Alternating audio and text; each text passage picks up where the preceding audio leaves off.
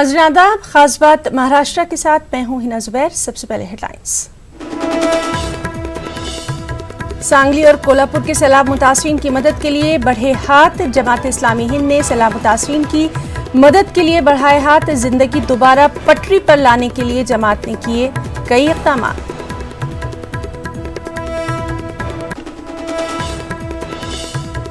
बुल्डाना के धाड़ में मस्जिद की अनोखी मिसाल। सैलाब मुतासरीन के लिए मस्जिद में हिंदू मुसलमानों ने जमा की इमदाद। सैलाब मुतासरीन के लिए हिंदू मुस्लिम इत्तेहाद की शानदार मिसाल।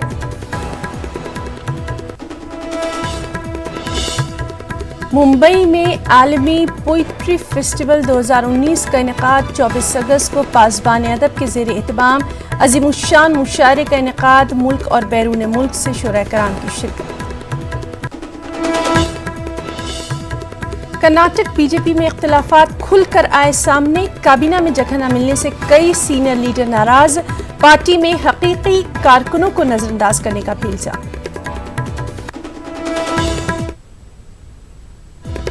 और बेंगलुरु के नए पुलिस कमिश्नर भास्कर राव ने सिटी जामे मस्जिद का किया दौरा।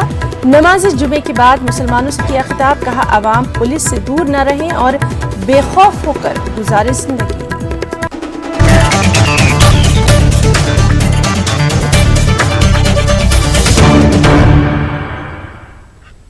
महाराष्ट्र के बुल्डाना जिले में वाक़ धाड़ गांव में मकामी लोगों ने शानदार मिसाल पेश की है। कोल्हापुर और सांगली में सैलाब मुतासरीन के लिए यहां हिंदू और मुसलमानों ने मिलकर एक मस्जिद में इमदाद जमा की, जिससे यहां हिंदू मुस्लिम इत्तेहाद फरोग पा रहा है। एक रिपोर्ट।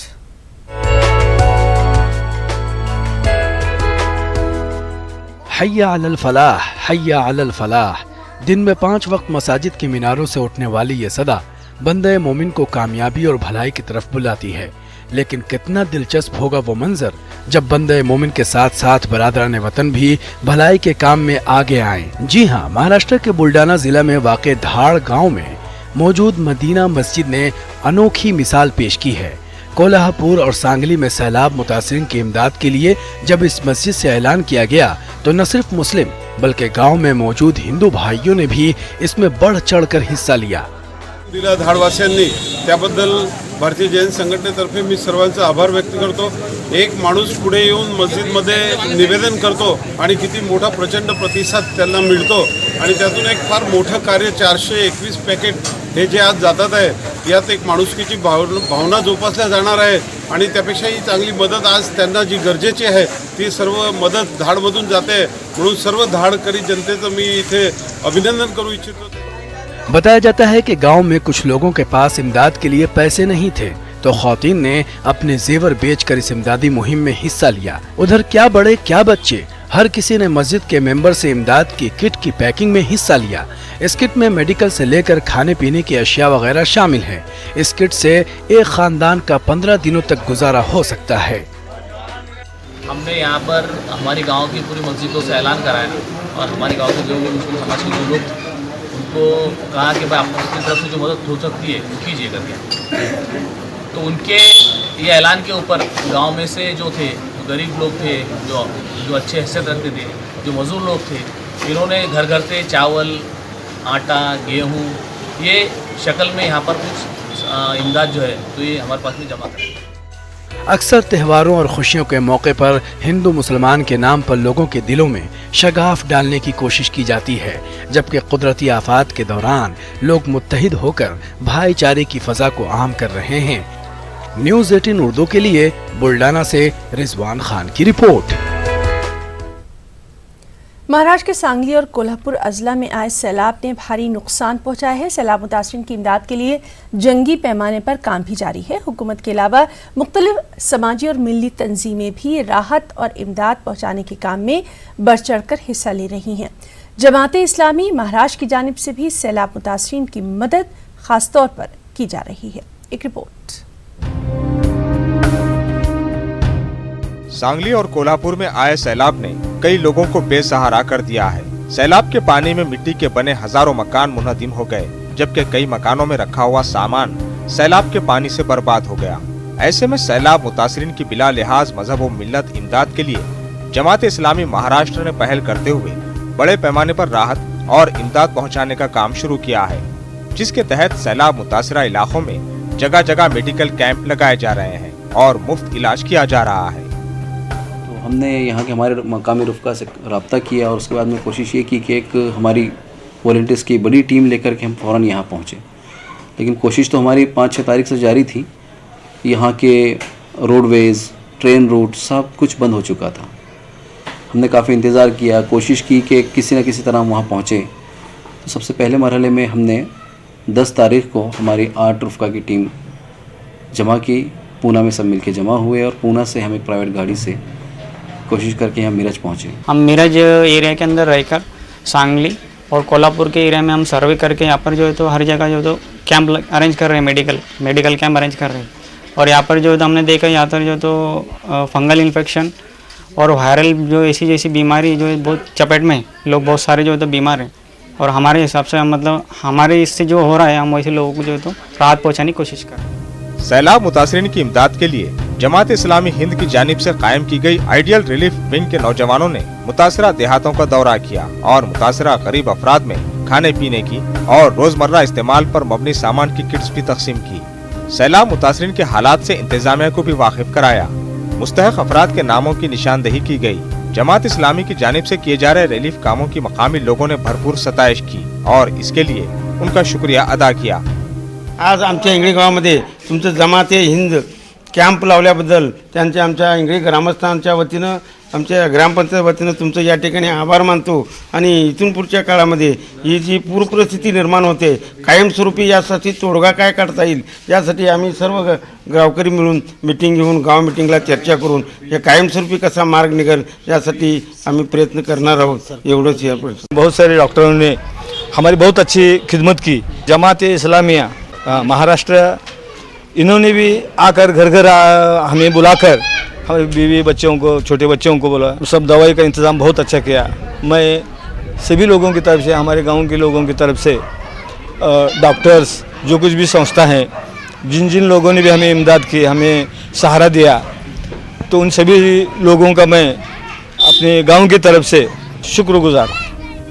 सैलाब मुतासरीन की इमदाद के जरिए जमात इस्लामी हिंद ने मुल्क के अवाम को ये पैगाम देने की कोशिश की है कि जब भी मुश्किल हालात होते हैं, इन हालात में बिला तफरीक मजहब व मिल्लत इंसानियत के नाते एक दूसरे की मदद करना वक्त की अहम जरूरत है और ऐसे तमाम हालात में जमात पेश रहती है। न्यूज़ 18 उर्दू के लिए सांगली और कोल्हापुर से जमीर अहमद खान की खास रिपोर्ट। 3 तलाक कानून बनने के बाद अकोला जिले में 3 तलाक का पहला मामला दर्ज किया गया। बालापुर की रहने वाली मुतासरा खातून ने मंगरौल पीर के रहने वाले अपने शौहर समेत दीगर 5 लोगों के खिलाफ शिकायत दर्ज करवाई। पुलिस के मुताबिक मुतासरा ससुराल वालों से तनाज़े के बाद कुछ महीनों से अपने वालिद के घर में ही रह रही थी। ताहम 21 अगस्त को शौहर और दीगर रिश्तेदार तनाज़े को हल करने के लिए आए। मसला हल न होने पर शौहर ने मजलिस में ही मुतासरा को बैकवक्त 3 तलाक दे दी, जिस पर मामला दर्ज किया गया है। 21 तारीख को उनका आपस में समझौता होने वाला था, इसलिए वो दोनों पार्टी आई थी, लेकिन आपस में समझौता ना होने की वजह से उसी मीटिंग में उसने सबके सामने तुझे तलाक दिया ऐसा 3 बार बोला और उसको बोला कि अब मेरे घर में आना नहीं। ये कानून के खिलाफ, जो अभी नया कानून बना उसके खिलाफ उसने ये करने की वजह से वो आज औरत बालापुर पुलिस स्टेशन में आई थी। उसने महाराष्ट्र में शिक्षण सेवक तदरीसी खिदमत अंजाम दे रहे हैं। हज़ारों असातिज़ा को ये यकीन दहानी करवाई गई थी कि उन्हें जल्द से जल्द तनख्वाहें दी जाएंगी और इसी उम्मीद पर कई बरसों से सैकड़ों असातिज़ा तदरीसी खिदमत अंजाम दे रहे हैं। लेकिन अब असातिज़ा अपने हक़ के लिए सड़कों पर एहतजाज करने पर मजबूर हो गए हैं। ऐसा ही नज़ारा नांदेड़ की सड़कों पर देखने में आया। नांदेड़ ज़िले के मुख्तलिफ तालीमी इदारों में शिक्षण सेवक की हैसियत से तदरीसी खिदमत अंजाम दे रहे असातिज़ा ने एहतजाजी रैली निकाली। मुजाहिरीन ने ज़िला दफ्तर कलेक्टर पहुंचकर इंतज़ामिया के तवस्सुल से रियासती हुकूमत तक अपने मुतालबात पहुंचाने की कोशिश की। आया हुआ है, इसका कारण है कि जो बिना अनुदान के शिक्षक काम कर रहे हैं और अपना जी लगाकर, जी जान को इस देश का भविष्य यानी हम बच्चों को सिखाना चाह रहे हैं। वो बहुत जी जान लगाकर हम छात्रों या बच्चों को सिखा रहे हैं, पर उन्हें वेतन नहीं मिल रहा है। पिछले 19 साल से हमारी यह सरकार जो है हमें आश्वासन पर आश्वासन दे रही है। हमारे बांधों आज 1000 से 2000 बांधों आज़ाद मैदान वहाँ पर बैठे हुए हैं। शिक्षण मंत्री हो या मुख्यमंत्री हो, स्वयं मुख्यमंत्री ने हमें कई बार आश्वासन दिया है कि अगले कैबिनेट में आपका विषय आएगा, अगले कैबिनेट में आपका विषय आएगा। तारीख पर तारीख दी जा रही है, लेकिन आज तक अध्यापकों को वेतन नहीं मिला है, न तो उन्हें अनुदान दिया जा रहा है। भिवंडी शहर न सिर्फ पावरलूम सनत के नाम से जाना जाता रहा है, बल्कि इसे उर्दू अदब का गहवारा भी कहा जाता है। यहाँ मजदूरों के अलावा उर्दू के बैनुल-अक़वामी शोहरत याफ्ता शायर, अदीब, मुसन्निफ़ीन और सहाफ़ी भी मुक़ीम हैं, जिनमें डॉक्टर क़ुतबुद्दीन शाहिद भी काबिल ज़िक्र हैं, जिन्हें हुकूमत महाराष्ट्र ने एजाज़ से भी नवाजा है। उनके एजाज़ में भिवंडी में एक शानदार तहनीती जलसे का इनेकाद किया गया। यूपी के ज़िला बस्ती से ताल्लुक़ रखने वाले भिवंडी के क़ुतबुद्दीन शाहिद, जो रोज़नामा इनक़लाब के नायब मुदीर भी हैं, हुकूमत महाराष्ट्र की जानिब से वज़ीर आला फडणवीस के हाथों मौलाना अबुल कलाम आज़ाद सहाफ़ती अवार्ड से नवाजा गया। इस मुनासिबत से भिवंडी के सहाफ़ी मुफज्जल हुसैन और फ़हीम अंसारी ने एक तहनीती जलसा मुनक़्क़िद किया। हमारे शहर के लिए एक बहुत बड़े एजाज़ की बात है, क्यों ना हम उनके इस्तकबाल के लिए एक तहनीती जलसे का इनेकाद करें। और वहीं पे फ़ौरन हम लोगों ने प्रोग्राम बनाया और हमारे जो सरपरस्त हैं अब्दुल जलील अंसारी साहब, एडवोकेट सलीम यूसुफ साहब, उन लोगों से मशवरा करके उनकी रहनुमाई में हमने, और रईस हाई स्कूल के कोऑर्डिनेटर अजीज़ सर, उनका भी बहुत बड़ा कोऑपरेशन है हमारे साथ, और इन लोगों की रहनुमाई में हमने इस प्रोग्राम का इनेकाद किया। तहनीती प्रोग्राम था। अजीज़म क़ुतबुद्दीन शाहिद साहब जो रोज़नामा इनकलाब से वाबस्ता हैं, उन्हें रियासती सतह पर हुकूमत महाराष्ट्र ने सहाफ़त के आला एजाज़ से नवाजा है। उनकी पजीराई के लिए ये एजाज़ का एहतमाम किया गया इस तकरीब पर। इस अवार्ड के मिलने से शहर के न सिर्फ अदबी बल्कि सियासी व समाजी हलकों में खुशी देखी गई। मुझे 2017 के लिए रियासती हुकूमत की तरफ से मौलाना अबुल कलाम आज़ाद स्टेट अवार्ड दिया गया है। ये हर साल जो है महाराष्ट्र हुकूमत जो है 4 लोगों को अवार्ड देती है, एक उर्दू, एक हिंदी, एक अंग्रेज़ी, एक मराठी। तो 2017 के लिए मुझे ये अवार्ड दिया गया। उसी सिलसिले में आज मेरे एजाज़ में एक प्रोग्राम रखा गया था। हुकूमत महाराष्ट्र की जानिब से 3 सालों से ये अवार्ड दिया जा रहा है।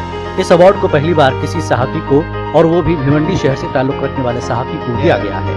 इलाके के दानिश्वरों का कहना है कि ये क़ुतबुद्दीन की नहीं बल्कि उनके शहर भिवंडी की हौसला अफजाई की गई है।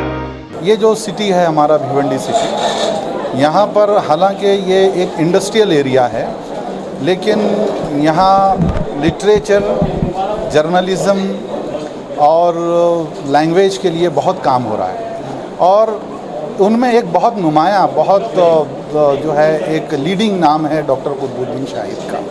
अगर ये अवार्ड उन्हें मिला है तो अवार्ड बिल्कुल सही इंसान को मिला है, और इससे हमारे शहर के भी, हमारे यहाँ के लोगों के हौसले बहुत बुलंद हुए हैं। हम गवर्नमेंट ऑफ महाराष्ट्र के शुक्रगुजार हैं कि उन्होंने हमारे इस शहर को ये ऑनर दिया है। भिवंडी शहर में मुनक्किदा इस तकरीब की सदारत प्रिंसिपल ज़ियाउर रहमान अंसारी ने की, वहीं वाइस प्रिंसिपल अब्दुल अजीज अंसारी सरमत ने निज़ामत, जबकि फ़हीम अख्तर ने शुरका व मेहमानान का शुक्रिया अदा किया। न्यूज़ 18 उर्दू के लिए भिवंडी से अनवारुल हक की रिपोर्ट।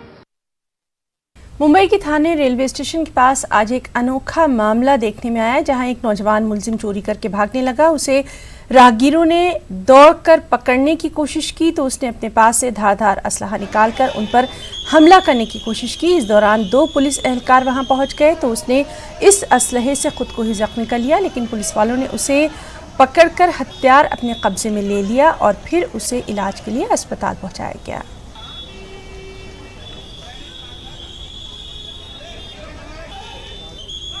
मी इथून कॉलेज जस्ट सुटलेलो तर तिथून चोर चोरवरून खाली ओरडत होते, तर त्या माणसाला खाली लोकांनी पकडत होतं, तर त्यांनी स्वतःहून कोयता काढला मोठा आणि स्वतःच्या डोक्यावर मारला। तेव्हा पोलीस आले, पोलिसांनी त्या कोयता त्याच्या हातातून घेतला, परंतु तो पळण्याचा प्रयत्न करत होता।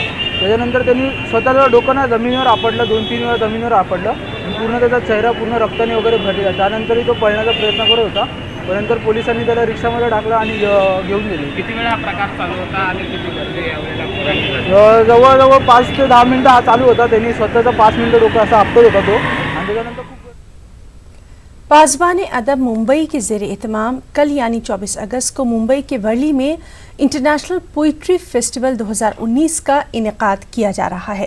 नेहरू सेंटर में अज़ीमुश्शान मुशायरे का इनेकाद अमल में आएगा। पासबान अदब के जरिए हमेशा से ही नई नस्ल की हौसला अफजाई खूब की जाती रही है। इसी ज़िम्न में कल मुशायरे का ये इनेकाद किया जाने वाला है, जिसमें तकरीबन 200 नौजवान शिरकत करेंगे और अपनी नज़में और गज़लें पेश करेंगे। इस मौके पर सीनियर शुरा कराम भी यहाँ मौजूद रहेंगे, जो कि इन्हें जज भी करेंगे और इनमें से 3 नौजवानों को एजाज़ से भी नवाजा जाएगा। ये संस्था पासबान अदब पिछले 11 सालों से भारतीय भाषा और साहित्य के प्रचार प्रसार में जुटी हुई है। हमारा उद्देश्य है कि साहित्य के ज़रिए समाज में लोगों को नज़दीक लाना, हार्मनी थ्रू लिटरेचर, क्योंकि मजबूत समाज मजबूत देश की नींव में है। हम कोशिश ये करते हैं कि भारतीय भाषाओं में जैसे कि हिंदी, उर्दू, मराठी, इसमें विविध प्रकार के प्रोग्राम ऑर्गेनाइज करें, जिसमें कि जो ओरिजिनल और क्वालिटी राइटर्स हैं उनको स्टेज मिले और ऑडियंस के सामने वो आ सकें और अपना लेटेस्ट और ओरिजिनल कलाम लोगों को सुना सकें। लेकिन ये सिर्फ एक कवि सम्मेलन या मुशायरा नहीं होता, बल्कि इसमें यूथ को जोड़ने के लिए हम बहुत सारी एक्टिविटीज़ करते हैं, जैसे कि ओपन माइक, जिसमें कि अंदाज़न 200 के आसपास लोगों ने एंट्रीज़ की हैं। हम जितना पॉसिबल होगा उनको चांस देंगे कि वो अपनी कविताओं को, अपनी नज़मों को, गज़लों को पेश करें। इसके अलावा एक बड़ा डिफरेंट सा कंसेप्ट हम लोग इस बार शुरू कर रहे हैं, जिसको कहते हैं कथक विद गज़ल। एक गज़ल पढ़ी जाएगी, उसको कथक में के डांस के द्वारा एक्सप्रेस किया जाएगा। इसके अलावा जो पुरानी आर्ट होती थी दास्तान गोई, स्टोरी टेलिंग की, लंबी लंबी कहानियाँ सुनाई जाती थी एक सेशन में, वो दास्तान गोई की एक हमने रखी है सेशन। और इसमें आपको खुशी होगी ये जान करके कि दास्तान महाभारत की कथा ये सुनाई जाएगी करीब 1 घंटे में। और शाम को इसमें मुशायरे का प्रोग्राम है, जिसमें जावेद अख्तर और जैसे बड़े बड़े दिग्गज शायर, देश के अलग अलग कोनों से आए हुए शायर ये पार्टिसिपेट करेंगे। और मुझे ये बताते हुए खुशी हो रही है कि इस प्रोग्राम में पार्टिसिपेट करने के लिए न सिर्फ देश के अलग अलग भागों से, बल्कि आज सुबह से विदेशों से, गल्फ़ कंट्रीज़ से बहुत सारे लोग मुंबई पहुंच चुके हैं और वो इसमें शामिल होंगे। और मुझे उम्मीद है कि इन प्रोग्राम के ज़रिए हम यूथ को, समाज के अच्छे लोगों को, पढ़े लिखे लोगों को, इंटेलेक्चुअल्स को, ओपिनियन मेकर्स को भारतीय भाषा और साहित्य के साथ जोड़ सकेंगे और अपनी भाषा और संस्कृति का संरक्षण कर सकेंगे, जो हमारा मेन उद्देश्य है कि यूथ तक हमारी लैंग्वेज पहुँचे और वो इस मशाल को लेकर आगे बढ़ें। और जब हम कम्युनिकेशन को आसान करेंगे, दिल की बात कहने का मौका देंगे, उसको प्लेटफॉर्म देंगे, तो मुझे लगता है कि जो हमारे दिलों में नफ़रत है, कुदूरत है, एक दूसरे के बारे में बहुत सारी दुर्भावनाएँ हैं, वो दूर होंगी। हम नज़दीक आएंगे, समाज के लोग नज़दीक आएंगे और समाज मजबूत होगा। और बड़ी खुशी की बात यह कि पिछले 10 सेशंस में हमने ये देखा कि मुंबई के अच्छे से अच्छे लोग, चाहे वो पॉलिटिकल क्लास के हों, चाहे वो बिज़नेस क्लास के लोग हों, या एजुकेशन के हों, NGO के हों, सोशल सर्विस के हों, फिल्म के हों, और राइटिंग के हों, और दूसरे वाइट कॉलर जॉब के हों, ये सारे के सारे लोग इसमें पार्टिसिपेट करते हैं। और बड़ी संख्या, मैं समझता हूँ 30% से ज़्यादा महिलाओं का होता है इसमें। हम कुछ सीट्स स्कूल्स और कॉलेजेस को भी देते हैं ताकि उनके बच्चों में भी वो सिलसिला शुरू हो और वो इससे जुड़ सकें।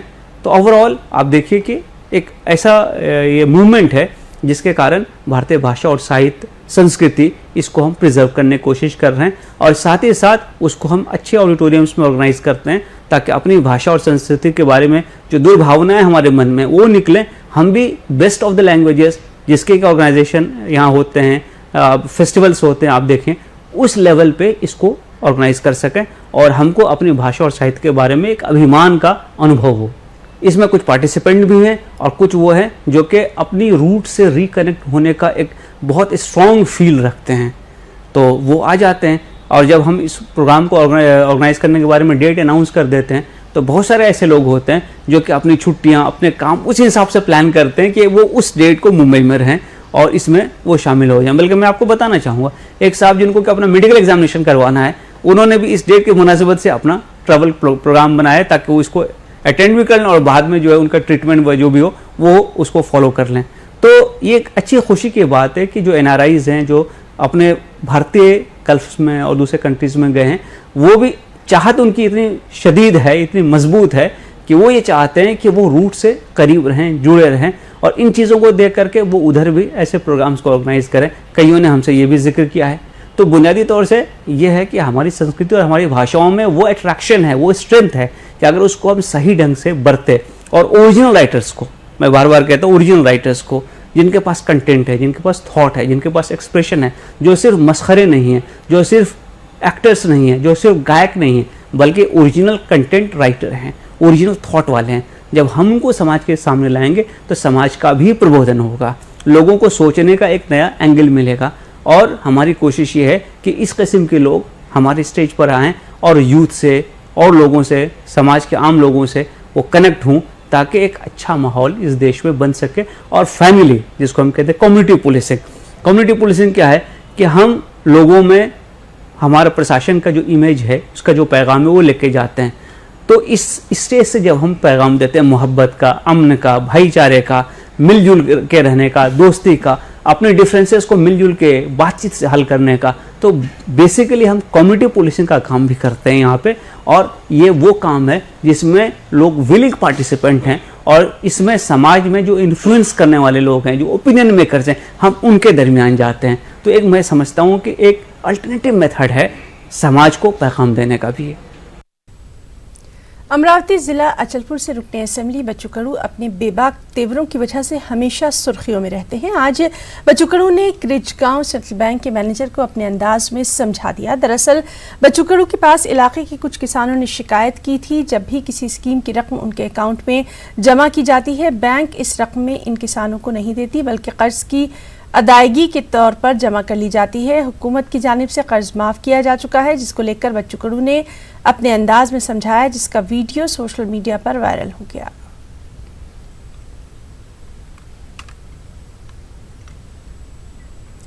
कर्नाटका भी की कुछ अहम खबरें। कर्नाटक में काबीना की तश्कील के साथ ही बीजेपी खेमे में इख्तलाफात खुलकर सामने आने लगे हैं। वजारत न मिलने से बीजेपी के कई सीनियर लीडरान नाराज नजर आने लगे हैं, और ऐसे में समझा यही जा रहा है कि अपोजिशन जमातें बीजेपी की इस अंदरूनी इख्तलाफात को हवा देने की कोशिश कर रही हैं।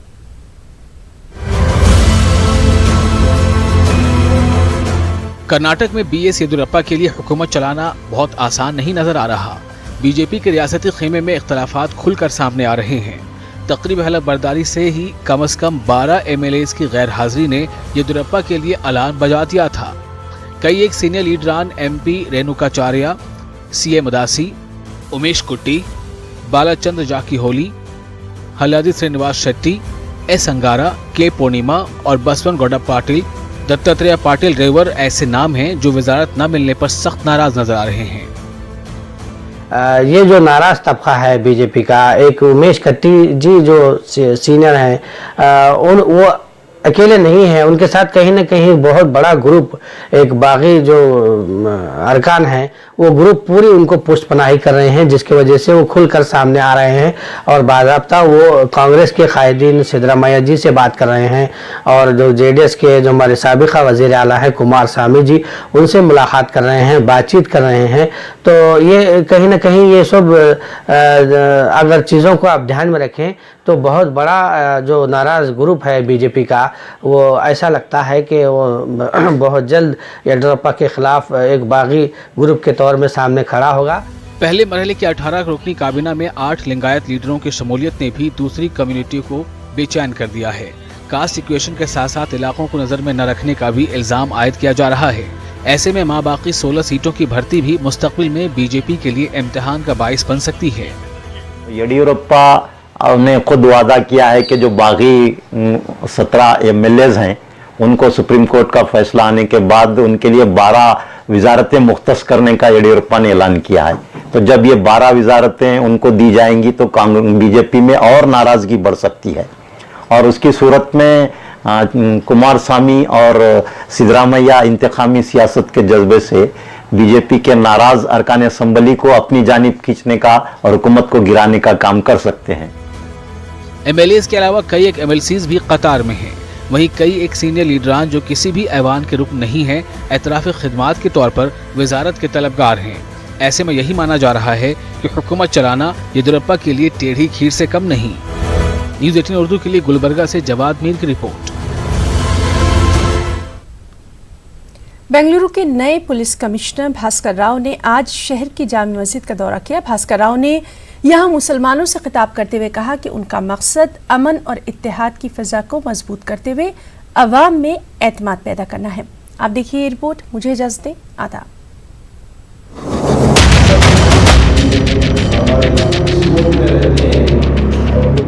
बेंगलुरु की सिटी जामा मस्जिद में जुमे की नमाज के बाद शहर के नए पुलिस कमिश्नर भास्कर राव की आमद हुई। मस्जिद कमेटी की दावत पर आए भास्कर राव को मुबारकबाद पेश करते हुए तहनीयत पेश की गई। इस मौके पर मुसलमानों से खिताब करते हुए नए पुलिस कमिश्नर ने कहा कि इनका ताल्लुक बेंगलुरु से ही है। शहर के चामराजपेट की गलियों में ही वो पले बड़े हैं। कई बार जामा मस्जिद के सामने से उनका गुजर हुआ, लेकिन पहली मर्तबा उन्हें इस मस्जिद के अंदर आने का मौका मिला। भास्कर राव ने कहा कि आवाम बेखौफ होकर अपनी जिंदगी गुजारें, कोई भी मसला पेश आए तो फौरन उनसे रुजू हो। उन्होंने कहा कि नौजवान सोशल मीडिया का मोहतात तरीके से इस्तेमाल करें, झूठी खबरें अफवाहें न फैलाएं। बेंगलोर का निवासी होने के बाद में बेंगलोर का कमिश्नर, आज कमिश्नर हूँ, लेकिन इस ऐतिहासिक इमारत के साथ साथ बहुत बार मुझे अगल बगल जाने का मौका मिला। ये SJP रोड हो या NR रोड हो, इधर में आज हजरत ने मुझे इधर अंदर आने का दावत दिया और सब लोगों के साथ में अपना आइडिया शेयर करने का बहुत अच्छा मौका मिला। And I basically come here to create confidence that police department is always with you and there is space for everybody in this country. ये मुल्क सबका है एंड सबके लिए ये मुल्क है एंड पुलिस डिपार्टमेंट आपके सिक्योरिटी के लिए हो। और विशेष तौर पर नौजवानों को I have come and given a message कि don't believe in fake message. Internet में जो हो या व्हाट्सएप में या फेसबुक में या ट्विटर में मैसेज पर ज़्यादा गौर मत कीजिए। जामा मस्जिद कमेटी ने भी नए पुलिस कमिश्नर को यकीन दिलाया कि शहर के मुसलमान सिक्योरिटी और दीगर मामलात में पुलिस को मुकम्मल ताउन फराहम करते रहेंगे। जुमे के खुतबे के दौरान मौलाना मकसूद इमरान रशादी ने NRC के मसले पर भी रोशनी डाली। मौलाना ने कहा कि NRC के मसले को गैर जरूरी तौर पर उछाला जा रहा है, मुसलमानों को खौफजदा कर